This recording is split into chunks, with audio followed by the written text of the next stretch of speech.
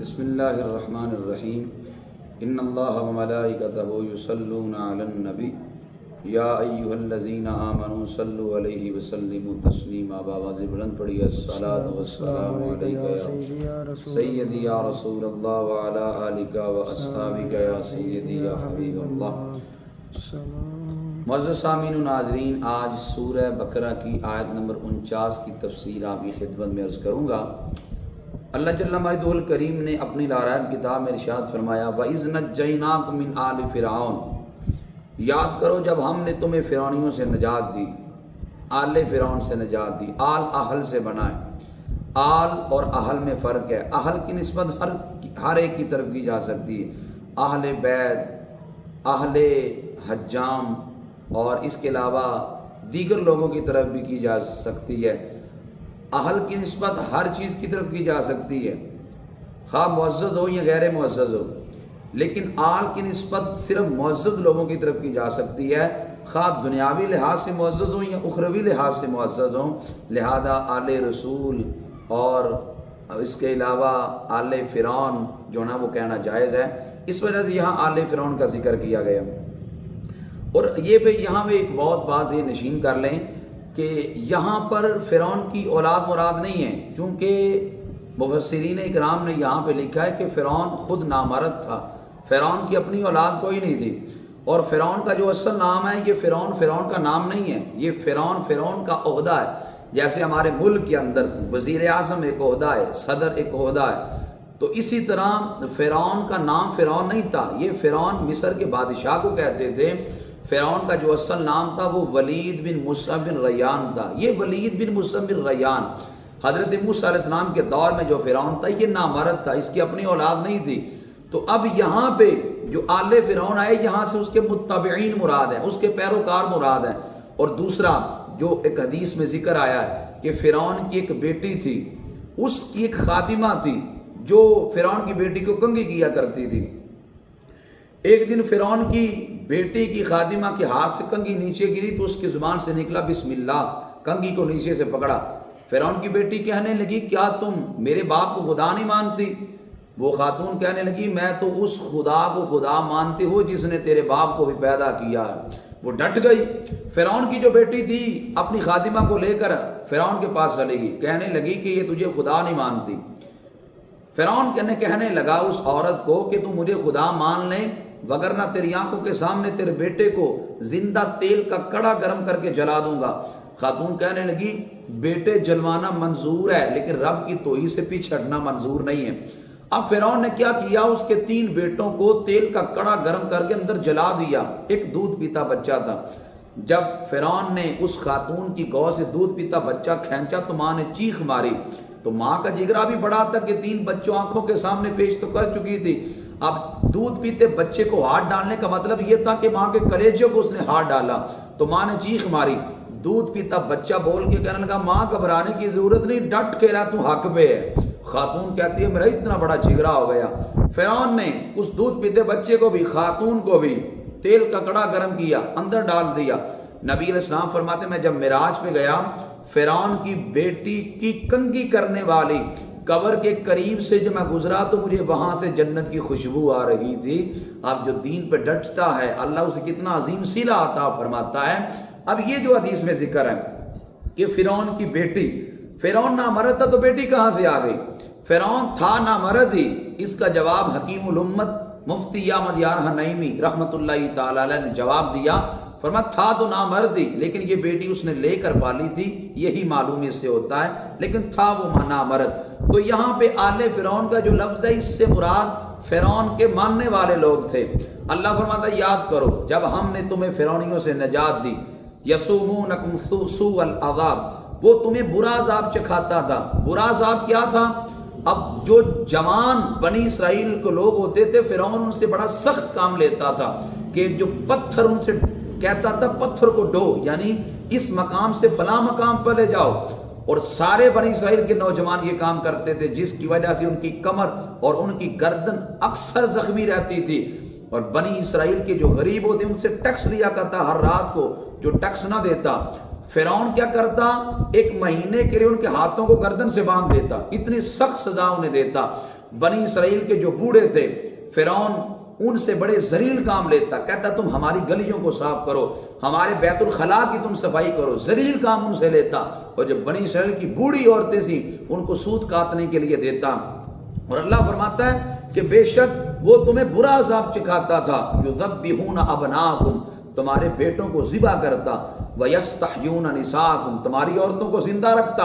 عورتوں کو زندہ رکھنے میں بڑی آزمائش کیا تھی؟ جب مرد نہ ہوں گے تو عورتیں نکاح نہیں کریں گی، نکاح کے لیے عورتوں کو مرد نہیں ملیں گے تو پھر بے حیائی بڑھے گی۔ فرمایا کہ وہ تمہاری عورتوں کو زندہ رکھتا تھا، وفی ذالکم، اور اس میں بلاء آزمائش تھی، من ربکم، تمہارے رب کی طرف سے، عظیم بڑی۔ رب فرماتا ہے اس میں تمہارے رب کی طرف سے تم پر بڑی آزمائش تھی کہ جس وقت تمہارے بیٹوں کو وہ ذبح کرتا۔ اچھا، اس آیت کا شان نزول اور اس کا پس منظر میں وہ عرض کرنا چاہتا ہوں۔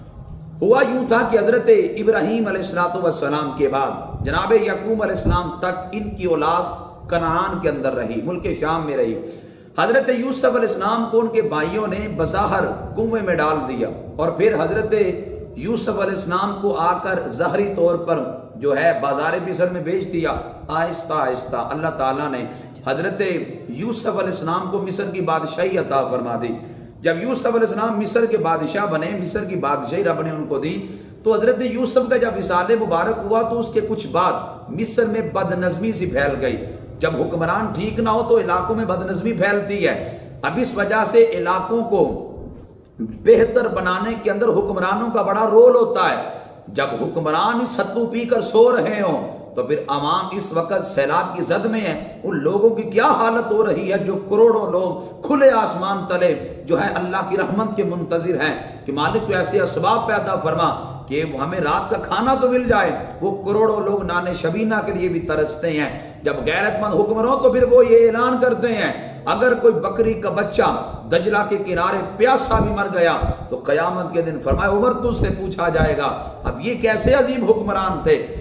ہوا یوں تھا کہ جب ملکوں میں بدنظمی پھیل گئی، بالخصوص مصر میں بدنظمی پھیلی، تو وہاں پہ فرعون اس وقت ولید بن مسلم الریان، میں نے عرض کیا اصل نام تھا، یہ اصفہان شہر میں رہتا تھا، بڑا غریب تھا، بڑا کلاج تھا، بالکل اس کے پاس کچھ بھی نہ تھا۔ فرعون نے کیا کیا؟ اس نے کہا اصفہان کے اندر تو غربت بڑی ہے، تو کیوں نہ میں کسی اور شہر میں جا کر کمانے کا کوئی ذریعہ دیکھتا ہوں۔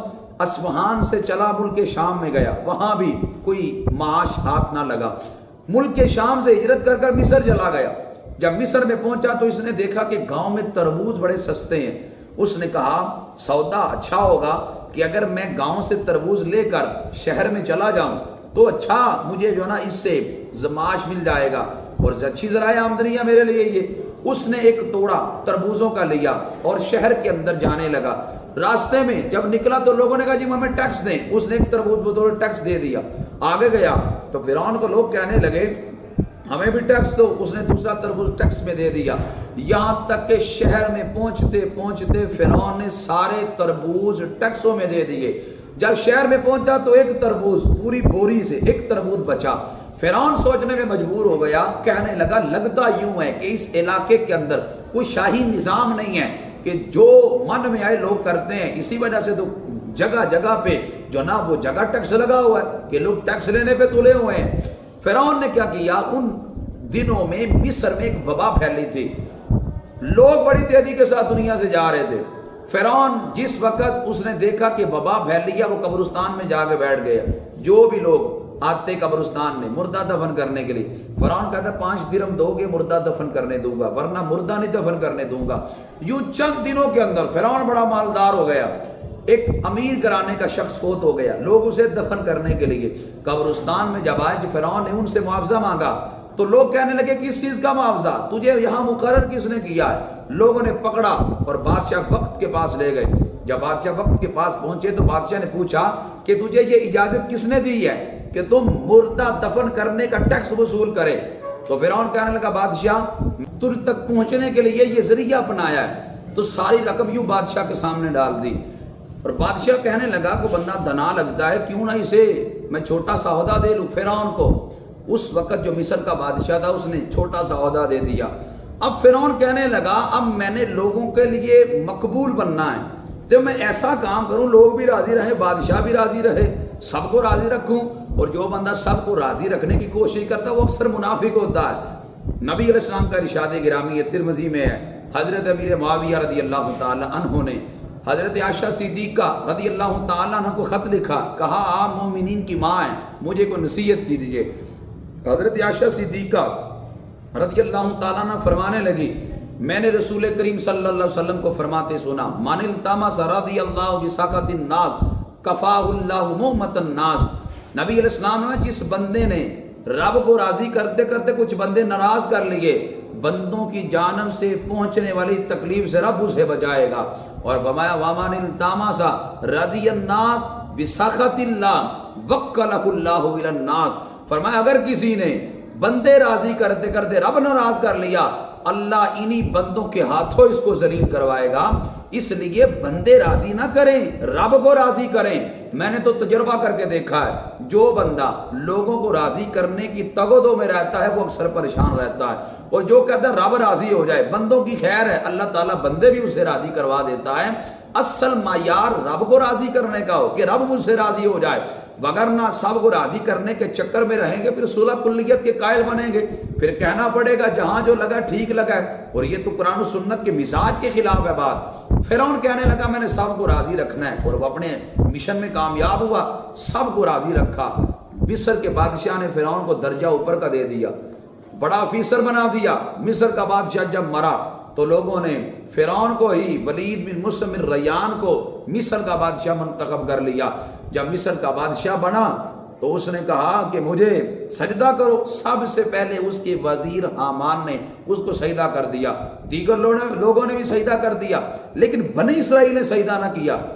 فرعون کہنے لگا سجدہ کرو وگرنہ میں تم سب کو زندہ جلا دوں گا۔ بنی اسرائیل کے لوگ کہنے لگے زندہ جلنا منظور ہے لیکن ہم کبھی ایک لمحے کے لیے بھی شرک نہیں کر سکتے۔ فرعون نے تیل کا کڑا گرم کیا، اندر گندک ڈالی اور بنی اسرائیل کے لوگوں کو اندر ڈالنے لگا، وہ جلسنے لگے۔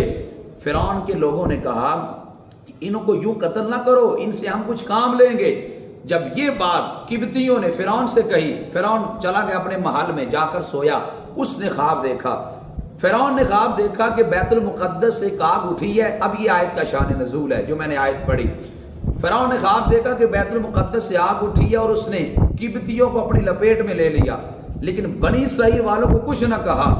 جب فرعون نے یہ معاملہ دیکھا تو محل میں آیا تو چہرہ لٹکا لٹکا تھا۔ نجومیوں نے فرعون سے پوچھا پریشان لگتا ہے، وہ کہنے لگا میں نے یہ خواب دیکھا ہے، بتاؤ نجومیوں تعبیر کیا ہے؟ نجومی کہنے لگے اس کی تعبیر یہ ہے کہ تیری سلطنت میں ایک بچہ پیدا ہونے والا جو تیرے اس تخت فرعونی کو الٹ کے رکھ دے گا۔ فرعون کہنے لگا اگر وہ بچہ دنیا پہ آنے والا میں آنے ہی نہ دوں گا، لیکن وہ نہیں جانتا تھا فانوس بن کر جس کی حفاظت ہوا کرے وہ شمع کیا بجھے جسے روشن خدا کرے۔ رب جب بیچنے والا تھا وہ رکاوٹ کیسے بن سکتا تھا؟ فرعون نے کوت والے جیل کو بلایا اور کہا 1000 سپاہی 1000 دائی میرے پاس لاؤ۔ جب لائی تو فرعون نے کہا کہ تمہاری ڈیوٹی ہے سپاہیوں گلیوں میں کھڑے ہو جاؤ، دائیوں کو کہا گھروں میں چلی جاؤ، اگر عورت حاملہ ہو تو حمل گرا دو، بچہ پیدا ہو سپاہیوں کو کہا بچے کو قتل کر دو۔ یوں 90,000 عورتوں کے حمل گرائے گئے، 70,000 بچوں کو قتل کیا گیا، بوڑھے اللہ کی طرف سے مرنے لگے، بچوں کو یہ قتل کرتا جا رہا ہے۔ اب بنی اسرائیل جب دنیا سے تیزی کے ساتھ جاتے جا رہے ہیں تو قبطی فرعون سے کہنے لگے اگر بنی اسرائیل والے بوڑھے یوں ہی مرتے رہے، بچوں کو تو مارتا رہا، ہماری کل کو خدمت کون کرے گا؟ فرعون نے فیصلہ یہ کیا 1 سال بنی اسرائیل والوں کو قتل کیا جائے گا اور 1 سال چھوڑا جائے گا۔ جس سال اللہ کی قدرت دیکھیں بچوں کو قتل نہیں کرنا تھا، اس سال حضرت موسیٰ علیہ السلام کے بڑے بھائی حضرت ہارون علیہ السلام پیدا ہوئے، اور جس سال بچوں کو قتل کا حکم تھا اس سال حضرت موسیٰ علیہ السلام پیدا ہوئے۔ ایک دائی کو پتا تھا کہ حضرت موسیٰ علیہ السلام کی والدہ ماجدہ حاملہ ہے، لاوا بن یعقوب کی اولاد سے حضرت عمران، ان کی زوجہ حضرت آیز، یہ حضرت موسیٰ علیہ السلام کی والد ماجد کا نام ہے، حضرت عمران اور والدہ ماجدہ کا نام آیز ہے۔ اب جس وقت حضرت آیز جو حضرت موسیٰ علیہ السلام کی والدہ ماجدہ ہے، جب وہ حمل سے تھی، ایک دائیا اس کو معلوم تھا کہ یہ حمل سے ہیں، وہ گھر کے اندر ہی تھی. جب حضرت موسیٰ علیہ السلام پیدا ہوئے تو اللہ کہتا ہے ہم نے ان کی محبت لوگوں کے دلوں میں ڈالی. جس وقت اس خاتون نے حضرت موسیٰ علیہ السلام کے حسن کو دیکھا تو گویا اپنے دل دے بیٹھے, ان سے پیار ہو گیا. میرے نبی کریم صلی اللہ علیہ وسلم کو اللہ نے محبت عامہ عطا فرمائی. قیامت تک لوگ اس کے منتظر ہیں. وہ کہتے ہیں یا اللہ دنیا بھر کی ہم سے نعمتیں جو نہ وہ چلی جائیں, اگرچہ سارا کچھ ہم دے دیں, صرف ایک لمحہ ہمیں حضور کا دیدار ہو جائے. حضور علیہ السلام کو اللہ تعالیٰ نے مقبولیت عامہ عطا فرمائی. اللہ اکبر. جب حسن تھا ان کا جلوہ نما, انوار کا عالم کیا ہوگا. جس وقت خدمت میں ان کی ابو بکر و عمر عثمان و علی, اس وقت رسول اکرم کے دربار کا عالم کیا ہوگا. لوگ تو نبی علیہ السلام کے دیدار کے لیے ترستے ہیں. کئیاں نو روز ہوندے نے دیدار آپ دے, تے کئی تڑپ دے رہندے نے دیدار واسطے. یہ تو ان مالکوں کی تقسیم ہے. اب ہوا یوں کہ محبت عامہ اللہ تعالیٰ نے عطا فرمائی. دایا دل دے بیٹھی. اس نے کیا کیا, حضرت موسیٰ علیہ السلام کے گھر سے بکری کا بچہ لیا, اس کو ذبح کیا. ذبح کر کر ہنڈیا میں ڈالا, ہنڈیا میں ڈال کر خون ہاتھوں کو لگا لیا. باہر نکلی, سپاہی کھڑے تھے. سپاہیوں کو کہنے لگی اس گھر میں بچہ پیدا ہوا تو میں نے مار دیا اور میں اس کو باہر دفن کرنے جا رہی ہوں, اور یہ دیکھو میرے ہاتھوں سے خون بھی لگا. سپاہی شاید مزید تفتیش نہ کر سکے. وہ خاتون چلی گئی, وہ دایا چلی گئی. اب نجومیوں نے پھر ان کو کہہ دیا کہ جس بچے کے لیے تو نے 70,000 کو قتل کروایا ہے وہ بچہ تو دنیا میں آ گیا ہے. فرعون بڑا غصے میں, اس نے کوتوال کو بلایا, کہا اتنے سپاہیوں کے باوجود بچہ کیسے دنیا پہ آ گیا. سپاہیوں نے جب غور کیا, سپاہی کہنے لگے سارے بچے ہاتھ سے قتل کیے. وہ فلانے گھر میں حضرت عمران کے گھر میں جو بچہ پیدا ہوا ہم اسے ہاتھ سے قتل نہ کر سکے کہ دائی پہ اعتماد کر لیا, کیوں نہ وہی نہ ہو. سپاہی آئے. اس وقت حضرت موسیٰ علیہ السلام اپنی بہن حضرت مریم کی گود میں تھے. جس وقت سپاہی اندر آنے لگے, حضرت مریم نے دیکھا سپاہی اندر آنے لگے تو آپ کو پتہ ہی نہ چلا میں کیا کرنے لگی ہوں. قریب تندور جل رہا تھا. حضرت موسیٰ علیہ السلام کی بہن حضرت مریم نے حضرت موسیٰ علیہ السلام کو تندور میں ڈال دیا. سپاہی آئے, سارا دیکھا, کچھ بھی نہ ملا تو چلے گئے. جب گئے تو حضرت موسیٰ علیہ السلام کی والدہ فرمانے لگی اپنی بیٹی سے کہ کہاں تمہارے بھائی کدھر ہیں. تو حضرت مریم نے دائیں بائیں دیکھا. جب آگے بڑھ کے دیکھا تو تندور میں یوں شعلے اٹھ رہے تھے. مزید آگے بڑھ کے دیکھا تو حضرت موسیٰ علیہ السلام اطمینان سے اندر تشریف فرمائے. یہ ارہاس ہے, یعنی اعلان نبوت سے قبل ایسا کام نبی سے ظاہر ہو جسے عقل تسلیم نہ کرے. اب یہ ارہاس اعلان نبوت سے پہلے آپ سے ظاہر ہوا, یوں آپ کو پھر جو نا تندور کے اندر سے نکالا گیا. اس کے بعد حضرت موسیٰ علیہ السلام کی والدہ ایک بڑی کے پاس گئی, نجار کے پاس گئی. اسے جا کر کہا کہ مجھے ایک صندوق بنا دو. اس نجار کا نام سانوم تھا. اسے کہا کہ مجھے ایک تابوت بنا دو. اس نے تابوت بنانا شروع کیا. ادھر فرعون کی جانب سے اعلان ہو گیا کہ بنی اسرائیل میں ایک بچہ پیدا ہو چکا ہے, جو اس بچے کے بارے میں بتائے گا میں منہ مانگا انعام دوں گا. اب سانوم کہنے لگا میں صندوق بنا کے دوں گا, کتنی کو قیمت مجھے ملے گی, تو کیوں نہ بچے کے بارے میں فرعون کو بتاؤں, منہ مانگی قیمت ملے گی. فرعون کو بتانے کے لیے جب یہ سانوم بڑی چلنے لگا, آدھا وجود اس کا زمین میں دنس گیا. رب بتانا چاہتا تھا جس کی حفاظت میں کرنے والا ہوں اس کے سامنے رکاوٹ کوئی نہیں بن سکتا. اب اس نے معافی مانگی, یا اللہ مجھے معاف کر دے, میں قطعاً نہیں حضرت موسیٰ علیہ السلام کے بارے میں کسی کو خبردار کروں گا. جس وقت اس نے معافی مانگی زمین سے باہر نکل آیا. اس نے پھر تابوت بنایا, اس نے پھر صندوق بنایا, اور صندوق بنا کر حضرت موسیٰ علیہ السلام کی والدہ حضرت عاجز کو دیا, اور پھر اجرت بھی نہ لی, اور کہنے لگا کہ مجھے اپنا بیٹا دکھائیں تو صحیح. حضرت موسیٰ علیہ السلام کی عمر اس وقت صرف 40 دن ہے. سانوم نے جا کر حضرت موسیٰ علیہ السلام کی زیارت کی تو دیکھا تو دیکھتے ہی رہ گیا. اپنے قدموں, حضرت موسیٰ علیہ السلام کے قدموں پر اپنی آنکھوں کو بل کر بوسے لینے لگا, اور بوسے لے کر کہنے لگا اے موسیٰ میں آپ پر ایمان لاتا ہوں. یہ حضرت موسیٰ علیہ السلام کا پہلا امتی تھا کہ جس نے, حضرت موسیٰ علیہ السلام ابھی بچپن میں تھے تو کلمہ پڑھ لیا. حضرت موسیٰ علیہ السلام کی والدہ ماجدہ نے اپنے بیٹے کو تابوت میں رکھا, درائے نیل میں بہا دیا. کہا یا اللہ تیرے سپرد ہے, تیری حفاظت ہے, اور کہا یا اللہ مجھے بیٹے سے پیار بڑھائے, جلدی مجھے بیٹے کی طرف لوٹا بھی دینا. اب دریائے نیل میں جب ڈالا تو حضرت موسیٰ علیہ السلام کی بہن حضرت مریم دریا کے کنارے کنارے چل رہی ہیں. کہ میں دیکھوں تو صحیح کہ میرے بھائی کا یہ تابوت جاتا کس جگہ پہ. دریائے نیل کے ساتھ فرعون نے ایک چھوٹا سا تالاب بنا رکھا تھا جسے عین الشمس کہتے تھے. فرعون صبح کے وقت وہاں پہ سیر کر رہا تھا حضرت آسیہ کے ساتھ.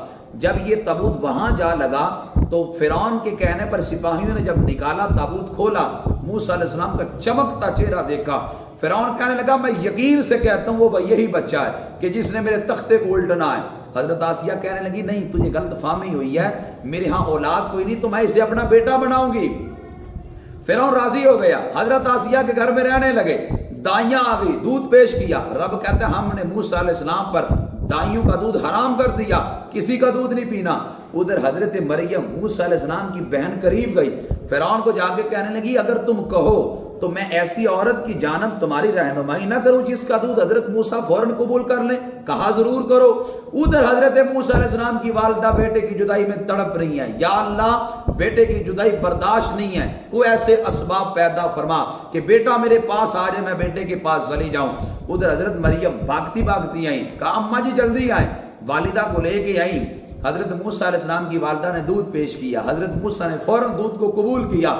حضرت آسیہ نے حضرت موسیٰ علیہ السلام کے لیے جو ہے نا اپنے محل کے اندر سونے کا پنگوڑا بنوایا اور حضرت موسیٰ علیہ السلام کی والدہ دودھ پلانے لگی. اللہ کی قدرت تو دیکھو, فرعون نے جس بچے کو قتل کرنے کے لیے 70,000 بچوں کا قتل کروایا وہ اب خود ہی ان کی پرورش کر رہا ہے. یوں حضرت موسیٰ علیہ السلام کی والدہ ماجدہ نے ان کی پرورش کی, 2 سال تک دودھ پلایا. 2 سال کے بعد پھر فرعون نے کہ خچر بھر کے سونے کا تحفے میں دیا, کئی اونٹ تحفے سے لدے ہوئے دیگر اشیاء کے دیے. جب حضرت موسیٰ علیہ السلام کی عمر مبارک کو 2 سال کے قریب ہوئی تو حضرت موسیٰ علیہ السلام نے بڑے بڑے ایسے کام فرعون کو دکھائے, فرعون کی عقل حیران ہو جاتی. ایک دن حضرت موسیٰ علیہ السلام نے پکا ہوا مرغا زندہ کر کے دکھا دیا. حضرت موسیٰ علیہ السلام نے ایک دن مرغ سے تسبیح پڑھا کے دکھا دی. حضرت موسیٰ علیہ السلام کی عمر مبارک جب 22 سال کو ہوئی تو بنی اسرائیل والوں کو کہا کہ تم یہ ذلت اس وجہ سے تمہارا مقدر بنی کہ تم لوگوں نے اللہ تعالیٰ کی عبادت کو چھوڑ دیا. منت مانو, اللہ تمہیں ذلت کی زندگی سے جب نجات دے گا تو تم رب کی عبادت کرو گے. انہوں نے منت مان لی.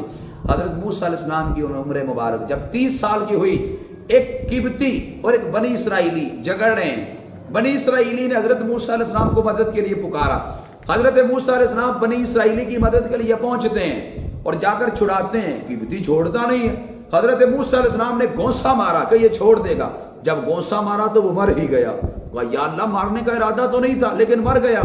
اگر اب کسی کو یہ نہیں پتا کہ یہ قبطی کس نے مارا ہے, اگلا دن جب ہوا تو وہی بنی اسرائیلی ایک دوسرے بندے سے جھگڑا کر رہا ہے. جب اس نے پھر حضرت موسیٰ کو مدد کے لیے پکارا, موسیٰ علیہ السلام جب آگے بڑھے اور کہنے لگے بنی اسرائیلی کو تو ہر بندے کے ساتھ جھگڑتا ہے. جب آگے بڑھے چھڑانے کے لیے تو بنی اسرائیلی سمجھے شاید مجھے مارنے کے لیے آنے لگے, تو اونچی آواز سے کہنے لگا اے موسیٰ کل قبطی مارا آج مجھے مارنے لگے ہیں. یہ آواز جب لوگوں نے سنی تو کہا اچھا کل کا قبطی موسیٰ علیہ السلام نے مارا ہے. فرعون کو جا کر خبر دی. اب فرعون کے محل میں حضرت موسیٰ علیہ السلام کو شہید کرنے کے منصوبے بنائے جا رہے ہیں. انہی میں سے ایک بندہ جو ایمان لا چکا تھا لیکن ایمان کو پوشیدہ اس نے رکھا تھا, وہ اٹھا چپکے سے آیا اور موسیٰ علیہ السلام کو کہا راتوں رات یہاں سے نکل جائیں, تمہارے قتل کے منصوبے بنائے جا رہے ہیں. حضرت موسیٰ علیہ السلام یہاں سے راتوں رات نکلے اور راتوں رات نکل کر مدین میں چلے گئے. مدین میں پھر کس سے ملاقات ہوئی, مدین میں کیا حالات پیش آئے, مدین میں کتنا عرصہ رہے, مدین سے دوبارہ مصر موسیٰ علیہ السلام کیسے واپس آئے, آ کر پھر کیا کیا, اس کی ساری تفسیر انشاءاللہ کل عرض کروں گا. اللہ تعالی ہم سب کو اس واقعہ سے عبرت حاصل کر زندگی گزارنے کی توفیق عطا فرمائے. وما علیہ الا البلاغ المبین.